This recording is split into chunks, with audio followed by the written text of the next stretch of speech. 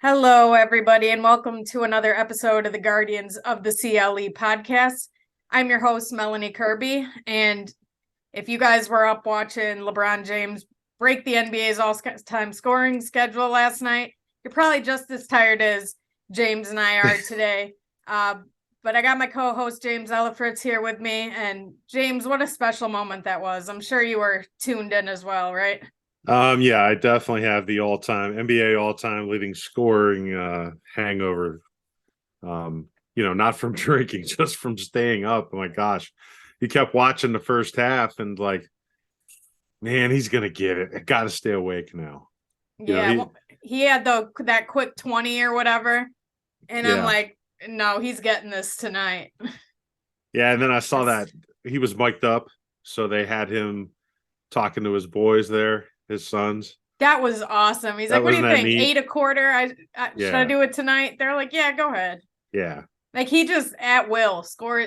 Almost 40 years old, dude can just score at will. And I don't know, like watching the commercial that had all the Cavs highlights in it from his early days when he was drafted in 2003. And then, once he broke the record, they had all his highlights on there and many of them coming in a Cleveland Cavaliers jersey. And I didn't expect to get as emotional as I did, but like that Cleveland, this is for you. That gets me every single time. Yeah.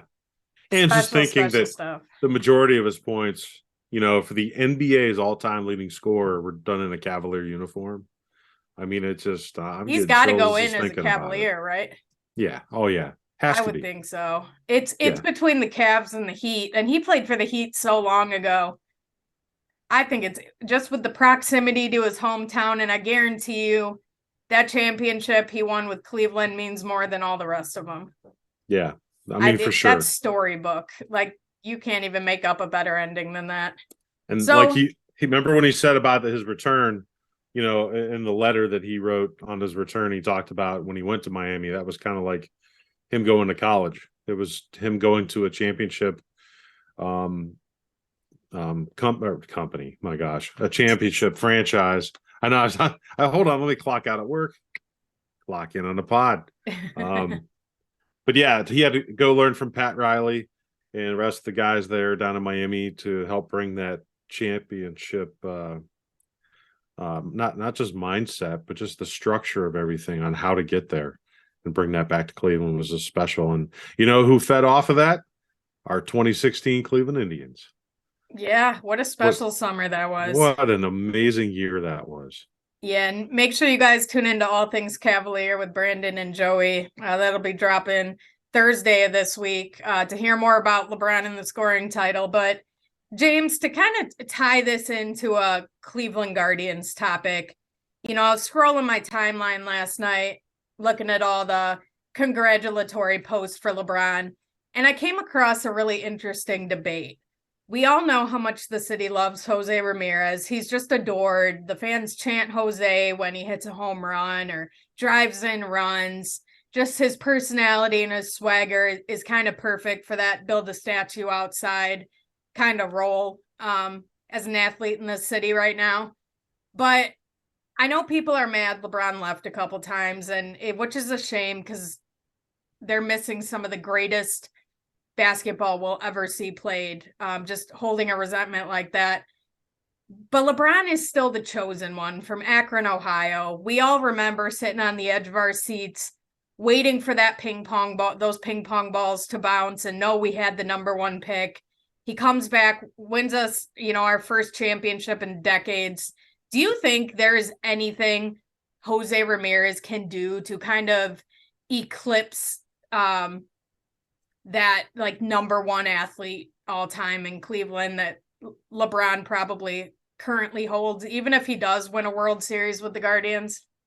I think, I'm 48 years old, and being here and watching LeBron, going and seeing him play in person in high school, going up to the arena on draft night, going to his first home game, all the regular season playoff games I went to, Eastern Conference final games, leading up to the game 6 of the 2016 finals, which that game will probably be forever my favorite game I ever went to.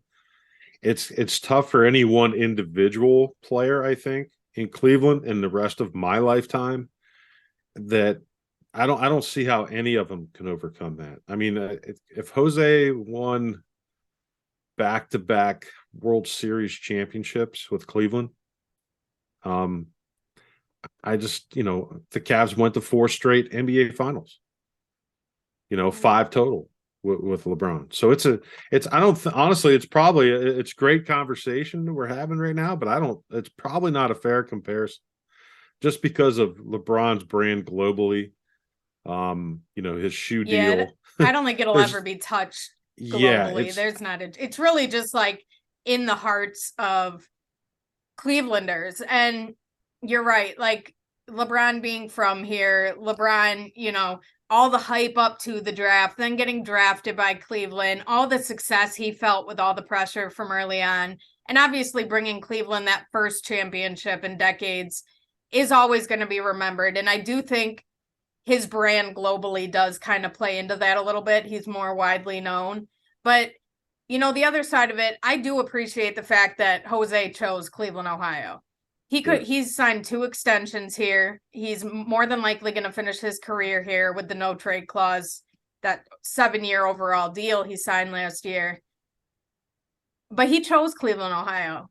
He bought a house for, his family out in the suburbs to raise his daughter. Like, he's interested in being in Cleveland, not just playing for the Guardians, but being in the city of Cleveland. And I think that gets overlooked by some people too. Like, that's pretty cool that he chose us, but I think you're right. I don't think any one person can top what LeBron means to this city, just in the overall scope of what LeBron brings. Yeah, and the comparison I think would be unfair. Jose, for what Jose did to stay in Cleveland, and actually his championship percentage, I would say, as far as chances of winning ring versus chasing the money and going to a larger market, probably did diminish. As much as we love our organization and our team and the talent that we have, it is a risk for him. But I think his family is definitely probably top on his priority list, and he loves playing here, and we're going to be thankful for years to come that he's on our team, and then all the young players that are going to play with him, and some, they're not, how many Jose Ramirez's we're going to get after this, that guys are going to stay for less money. Probably not going to happen.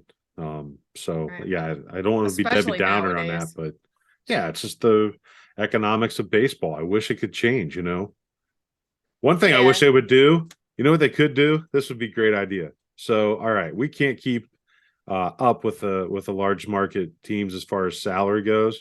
So why don't we do this? Why don't we just let our offense use aluminum bats? There's a little bit of equalizer. All the other large market teams keep using wooden bats. Let us use aluminum bats, and there we go. It's almost like, the juice balls rumor in New York. Yeah. Aaron Judge breaking the home run record. Yep. And the Memphis Grizzlies allegedly padding Jaren Jackson's stats and say he has more blocks than he actually does. So, hey, crazier things have happened. That's all I'm saying. Yeah. But next up on the agenda, we are in the final countdown stages till spring training. Guys, we have arrived. We are only 9 days away from pitchers and catchers' first full workout in Goodyear, Arizona. We made it through a long, dark, cold Cleveland winter, or wherever you are listening from, capped off with a ton of special guests. And we actually have a couple more for you guys next week, right before spring training starts. So more to come on that and which players that will be. So make sure you're following the Guardians of the CLE Twitter page at Guardians OTCLE to stay up to date on all the news concerning our upcoming guests. But we're almost back to straight baseball talk, James, and I could not be more excited. Like I mentioned, we have 9 days until the first pitchers and catchers workout on February 17th, 13 days until the first full squad workout, which is February 21st, 17 days, just a little over 2 weeks until the Cactus League opener against the Cincinnati Reds on February 25th. And we are under 60 days away, just 50 days until the season opener in Seattle on March 30th. And, you know, just for shits and giggles, 58 days until the home opener, also against Seattle on April 7th. So we got a lot of exciting dates coming up. We're starting to see this team come together, and pretty soon we're going to get to see them back on the field and see if this group of young guys is going to be able to build off the success that they had a year ago, taking the Yankees to Game 5 of the ALDS. And James, what are you most looking forward to seeing as we approach spring training?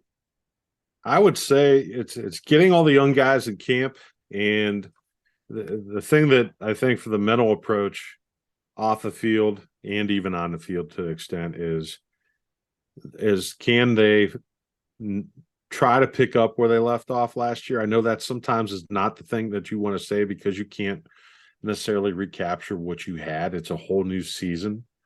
But can some of these guys we'll find out if they were playing over their head or not. But you're going to have all the guys that were hanging out, right? When we were at the Guards Fest, everybody's having a good time. Everybody's smiling, signing autographs. I mean, it was a great time. But camp opens, and now there's some competition going on.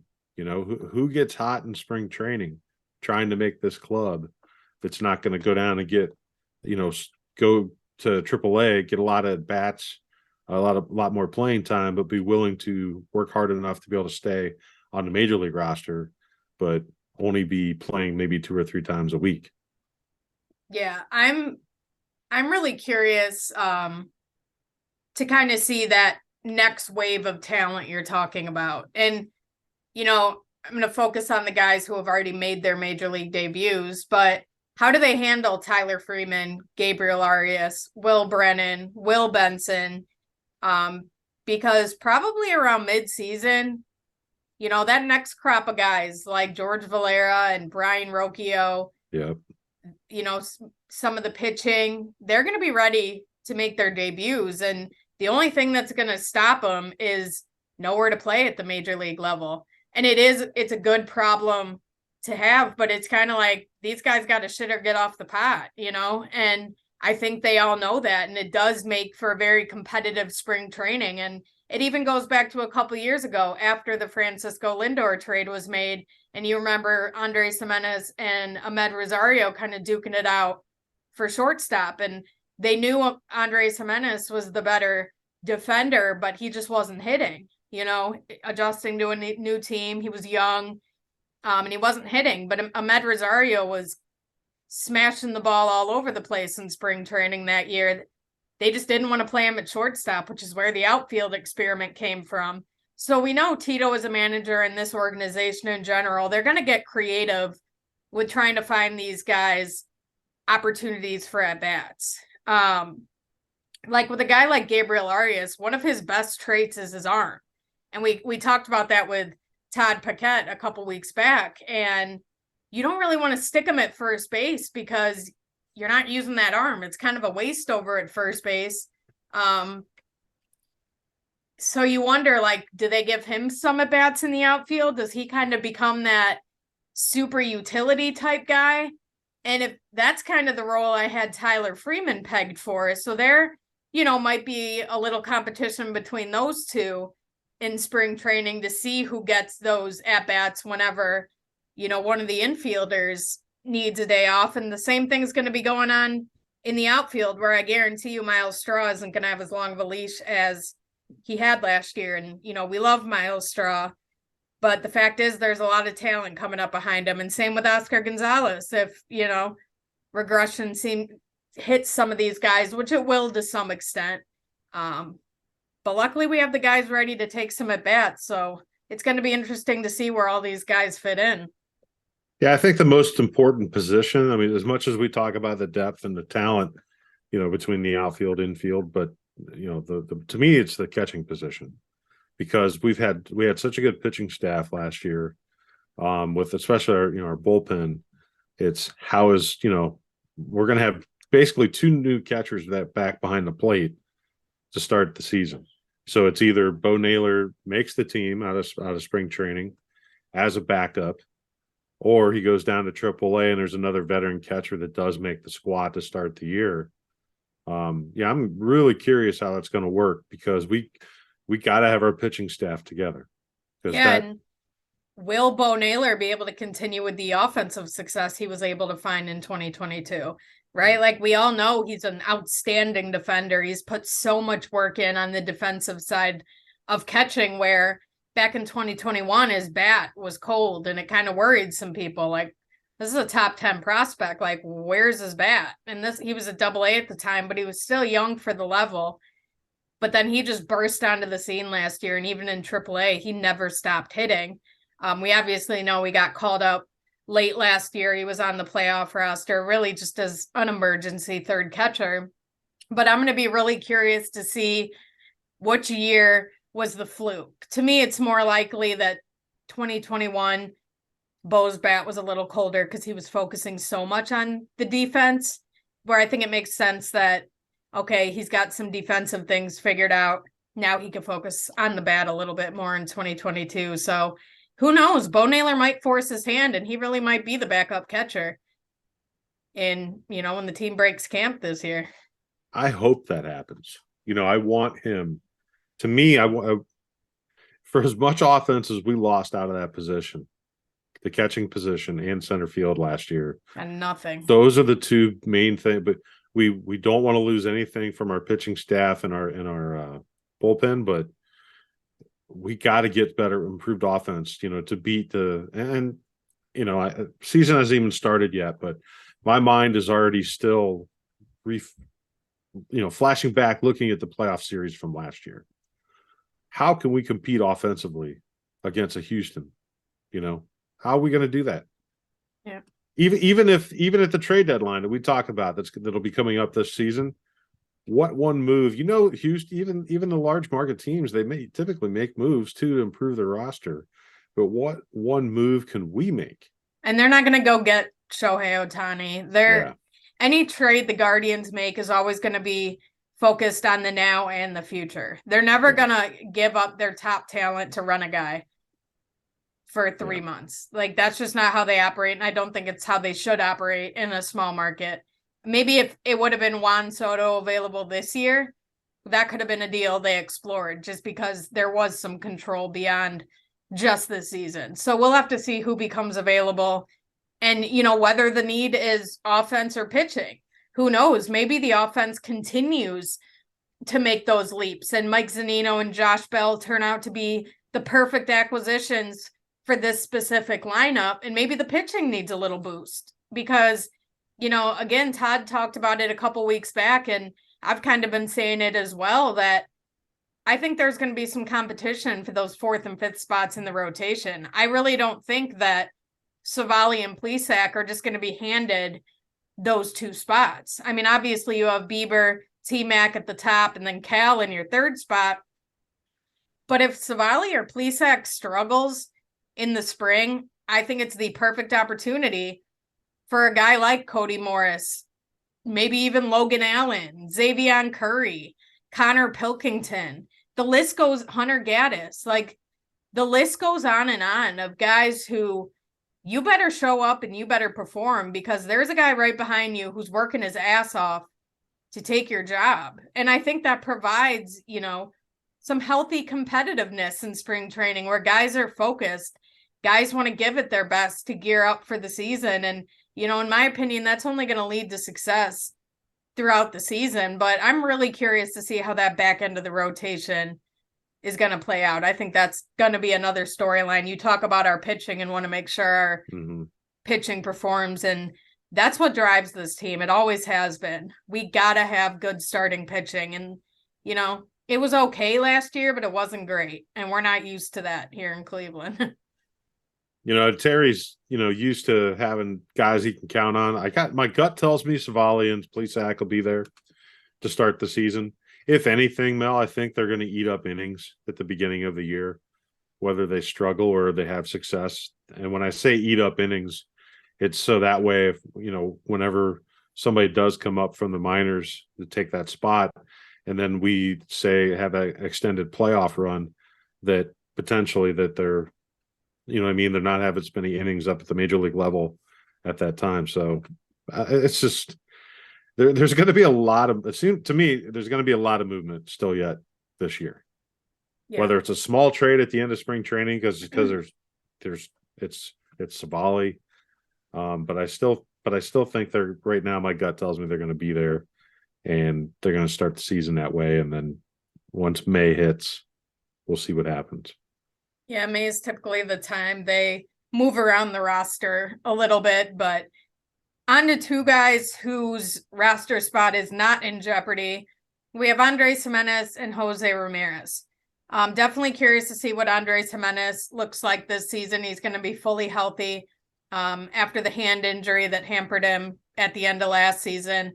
And as of now, they're both going to be competing in the World Baseball Classic as well. It does not sound like the Guardians are going to block them from playing for Venezuela and the Dominican Republic, respectively. They would have been able to stop them if they wanted to, due to both of them coming off the hand injuries that they dealt with when the season finally ended. But I like this. I mean, I know the week was filled with a lot of guys not being able to play, mostly pitchers, but then obviously you got Carlos Correa with the bionic leg or whatever the hell's going on with that leg. And then like Framber Valdez today, the Astros aren't letting him pitch for the Dominican Republic. So I think it's good for the game when you have guys like Nolan Arenado for the USA, Jose Ramirez still on the Dominican Republic. Andres Gimenez is going to be huge for Venezuela. I mean, I'm not going to lie and say I'm not going to be holding my breath every second they field a ball, swing the bat, run to first base. I'm going to be nervous, but I think it could be a positive because I think they're going to open the season and they're going to be in like mid-season form already. They've already played some meaningful baseball for a whole month.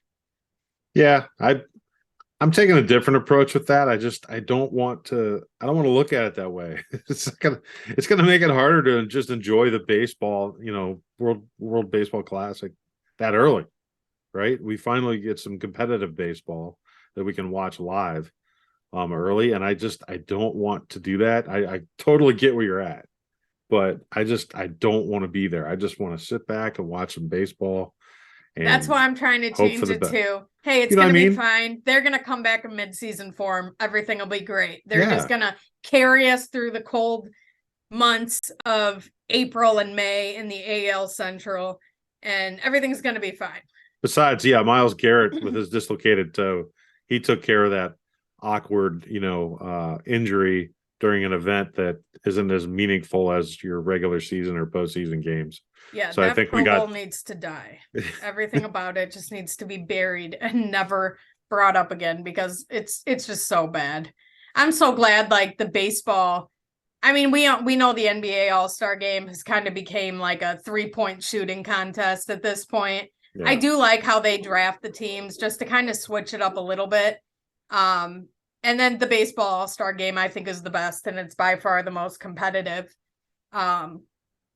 But that's probably the one thing baseball has going for them is their All-Star Game over the other sports. That is, I mean, they're true. It's definitely the most competitive, and obviously we know their broadcast schedule sucks.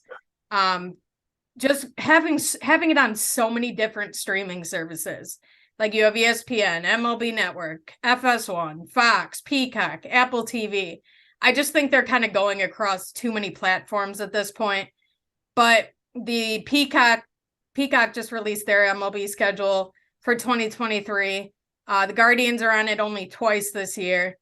They play the Angels at home on May 14th at 11:35 in the morning, and the White Sox are headed to Cleveland to face the Guardians August 6th at 12:05 p.m. What are your thoughts on Sunday morning brunch in baseball, James? Yay or nay? I enjoyed the ones on Apple last year. I don't know if it's just the format, how everything's on the screen. It just looks nice and clean. Apple's graphics are crisp. Yeah, I mean, I really liked watching that. I don't know. I go back to ESPN. I do enjoy the Sunday night baseball games, but Bally's for me, just with the Guardians, they do a pretty good job. But some of these other, I agree. Maybe it's too much, but I think they're just dipping a lot of toes in a lot of different pools to find out what they can do. Because right now, I'm happy with the momentum of what Major League Baseball is doing, some of the changes that they're making, and I think it's going to continue to progress, and we'll see more changes. We got bigger bases this year. Got the pitch clock. We talked about last pod with Ryan, but I'm really excited for this season. Yeah, I do think the rule changes help, because a lot of people's complaints about baseball is that it's long and boring, and it can be long and boring sometimes. Like the playoff game with the Rays and the Guardians, 15 innings. The Mariners and Astros it went 17 or 18 innings. And to a lot of people, that's boring. I mean, granted, those were in the playoffs, so it adds a little bit more excitement. And there was no ghost runner. But I think with these rule changes, it is going to speed up the pace of play. And with no shift and only being able to throw over to first base a couple times on pickoff attempts, I think it's going to provide for some more offense, some more base stealing, and those things that people really like to see when they watch baseball games. So I agree with that. I think you hit it right on the head, because I did hear that on a report recently that base stealing should be way up this year.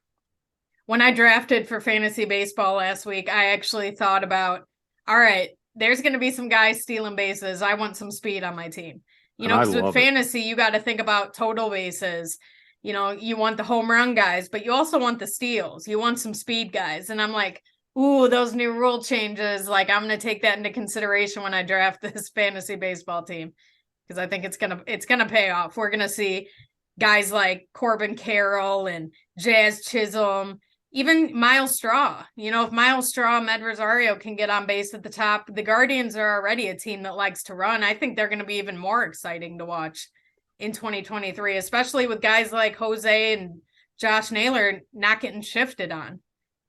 I think Josh Naylor is going to have a big year offensively. I think he's going to be. Well, I'm glad you brought that up, because I think between, I'd be curious to see what Bo and Josh's stats are when Bo's on the team together, when they're both together, both playing. What I mean? Is it going to elevate Josh's game too? I would anticipate it does. They'll be competitive, Yeah. So I'm excited for that. And then, I was actually having a debate a little bit, having a conversation on Twitter this past week about the number 2 hole. And I know that you'd like to. You entered that territory in Guardians Twitter. Yep, and drop the black hole. Drop Rosario down in the order. Put Jimenez in. Yeah, make him like 6. I think Ahmed could be a really good number 6 hitter. Mm-hmm. And Jimenez would be really good in the 2 hole. If he could lay off that high fastball, he'd be the perfect number 2 hitter.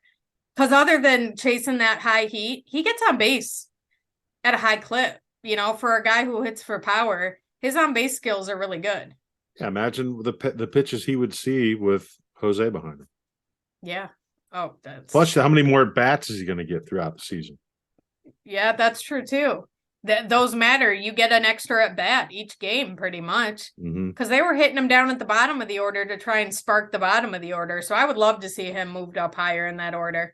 And I think if Jose weren't like etched in so permanently in that 3 hole, I also think he'd be a great number 2 hitter too, with his mix of speed and taking the extra base. You never know. But Just to finish up here tonight, we have some off-season player updates. They've been kind of few and far between. I think the guys are taking some time to enjoy their last couple weeks of the off-season before the long, grueling baseball season begins.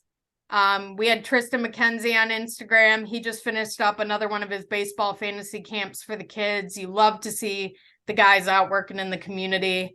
But he also paid tribute to LeBron, becoming the NBA's all-time leading scorer. So he was definitely tuned into that last night. I meant to post this on the podcast page, but I'm going to be totally honest, I forgot. But it was a very, very cute picture. You'll have to take my word for it, or go check out Josh Naylor's Instagram. But he was enjoying some last-minute snuggles with his dog before, heading to Goodyear here in the next couple weeks. Very cute dog, cool picture. My apologies for forgetting to post that.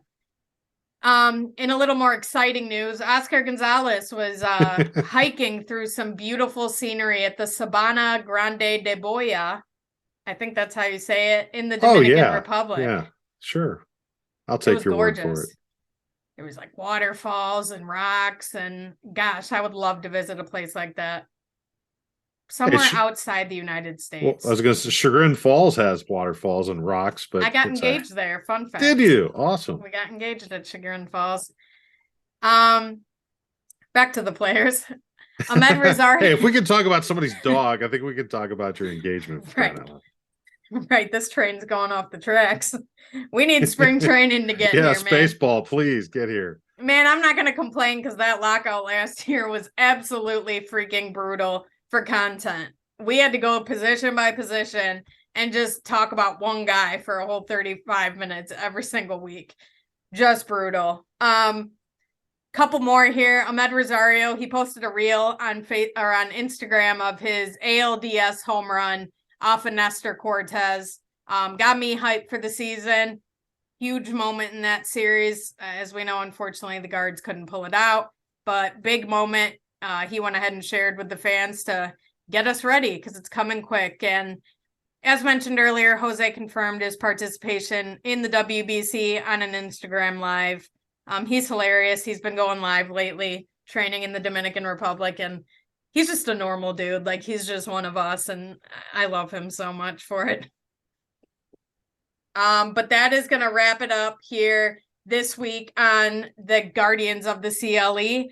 Make sure you head over to BelieveLandMediaLLC.com for all our podcasts and our written content from professional sports, Ohio State. We got you covered on all things high school sports. And keep liking, sharing, subscribing, telling your friends. We appreciate all the support. We hope you guys have been enjoying the off season as much as we have. James, you have anything before we get out of here? Well, it is Super Bowl week. So Mel, it is. What is your Super Bowl prediction? Who are you rooting for, and what do you think is going to happen? Because it can be two different things. That's a good question. I kind of like both teams, but I'm kind of played out on the Chiefs. I like the Eagles. I have family members who root for the I actually an ex who had rooted for the Eagles. I started with Donovan McNabb and Brian Westbrook and Brian Dawkins. I started to really like the Eagles. So I think I'm pulling for the Eagles and Jalen Hurts to kind of shut all his critics up.